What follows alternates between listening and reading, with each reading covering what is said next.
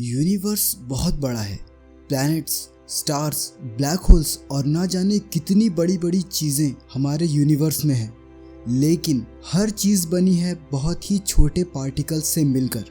और यही है हमारा आज का सवाल, यूनिवर्स की सबसे छोटी चीज़ क्या है?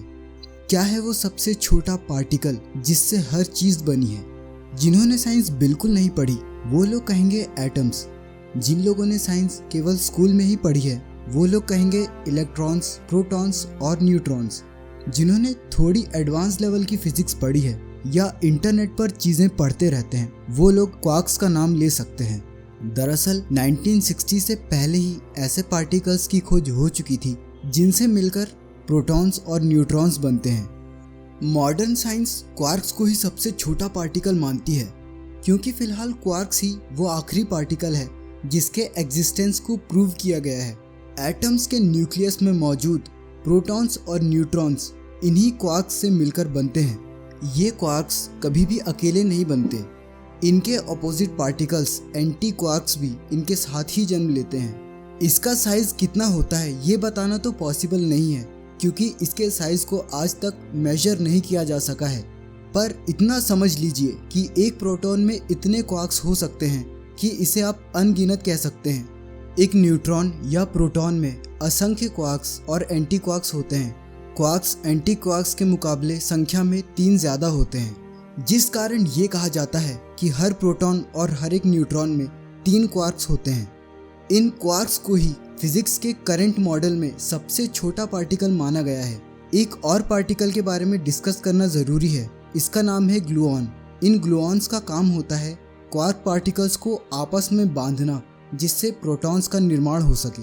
ये ग्लूऑन पार्टिकल्स क्वार्क पार्टिकल्स को आपस में जोड़े रखते हैं। लेकिन अब जो आगे मैं बताने जा रहा हूँ वो सबसे लेटेस्ट है। एक साइंटिफिक थ्योरी है जिसे स्ट्रिंग थ्योरी नाम से जाना जाता है। इस थ्योरी के अकॉर्डिंग स्ट्रिंग पार्टिकल्स यूनिवर्स के सबसे छोटे पार्टिकल्स होते हैं। हर चीज़ स्ट्रिंग पार्टिकल्स से मिलकर बनी है। इन स्ट्रिंग पार्टिकल्स का साइज एक एटम के मुकाबले इतना छोटा होता है जितना हमारे पूरे सौरमंडल के आकार के मुकाबले कोई पेड़। और इससे पहले बताए गए सबसे छोटे पार्टिकल क्वार्क्स के मुकाबले ये स्ट्रिंग पार्टिकल इतना छोटा होता है जितना अर्थ के कंपैरिजन में आपका घर। यानी ये स्ट्रिंग पार्टिकल्स खोजे गए सबसे छोटे पार्टिकल्स क्वार्क्स से भी 10,000 गुना छोटा है। यानी हम शायद ही इस तक कभी पहुंच पाए। ये स्ट्रिंग थ्योरी वैसे तो है काफ़ी दमदार, लेकिन इसे ना सही प्रूव किया जा सकता है ना गलत। ये स्ट्रिंग थ्योरी इतने छोटे स्केल की बात करती है जिस तक पहुंच पाना हमारे लिए पॉसिबल नहीं है और शायद कभी होगा भी नहीं। सच तो ये है कि हम जिस पार्टिकल पर जाते हैं उसके भी टुकड़े हो जाते हैं। मैथमेटिकली भी ये बात प्रूव हो चुकी है कि हम स्पेस के कितने भी टुकड़े कर लें, हर एक टुकड़े को 2 हिस्सों में बांटा जा सकता है। और इसीलिए ये माना जा रहा है कि यूनिवर्स बड़े और छोटे दोनों ही लेवल्स पे इनफाइनिट है। ना हम कभी ये जान पाएंगे कि ब्रह्मांड कितना बड़ा है और ना ही ये कि कितना छोटा है। आखिर हम किस चीज़ से मिलकर बने हैं, ये सवाल गहराता जाता है। और इसी सवाल के साथ मैं आज के इस वीडियो में आपसे विदा लेता हूँ।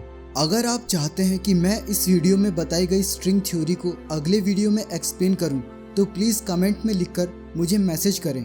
और अगर आपको हमारा चैनल द डिसलॉकर पसंद आया है तो सब्सक्राइब ज़रूर करें। जल्द ही मिलेंगे एक और बहुत ही इंटरेस्टिंग वीडियो में।